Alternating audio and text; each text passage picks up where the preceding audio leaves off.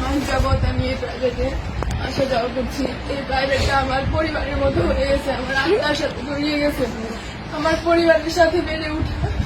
আর এই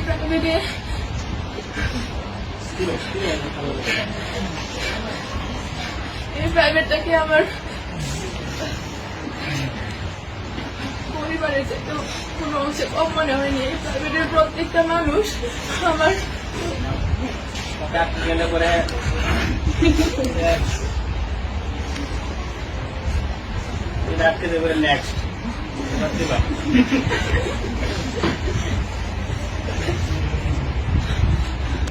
আর আমাকে সমাজকর্মের সামনে শিখেছে যে কিভাবে নিজের লুকিয়ে থাকা প্রতিভাকে জাগিয়ে তুলতে হয়, কিভাবে স্বপ্নকে বড় করতে তুলতে হয়, নিজের প্রতিভাকে জাগিয়ে তোলার প্রেরণা জানাইছে স্যার। স্যার আমার জীবনের কিংবদন্তি, স্যার আমার জীবনের সেই সমাজকর্মী। স্যারের মাধ্যমে আমি আমার মুক্ত চিন্তাধারা ফুটিয়ে তুলতে পেরেছি। তাছাড়া স্যার আমি অনেক সময় অনেক বেয়াদবি করছি, যেগুলা হয়তো আমি বুঝতে পারি নাই, কিন্তু আপনার মেধা এগুলা ঠিকই ধরা পড়ছে। আমার বন্ধু বান্ধবদের সাথে অনেকের সাথে অনেক খারাপ ব্যবহার করে ফেলছে অনেক সময়। সবাই তোমরা আমার দৃষ্টিতে দেখবা। তাছাড়া মাফিয়া পুলিশ যদি তারা আমার জীবনে অনেক ফ্রেন্ড ছিল, কিন্তু তোদের মতো কেউ হবে না। প্রতিটা মুহূর্তে আমি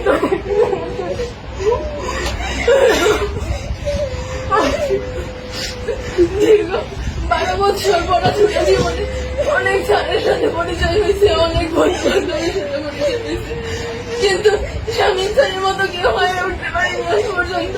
আর তাদের মতো ফ্রেন্ড আজ পর্যন্ত হয়ে উঠতে পারেনি। আমি ক্লাসের মধ্যে অনেক কথা কামড়া দিতাম যাতে অনেকে বিরক্ত হতাম। সবাই আমাকে ক্ষমা করে দিও। আমার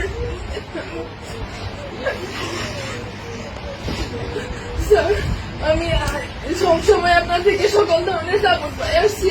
স্যার, কোনো সময় আপনাকে শুধু স্যারের চোখে না, আপনাকে আমার বড় ভাইয়ের চোখে, একজন আদর্শ গাইডলাইনের চোখে দেখে আসছি।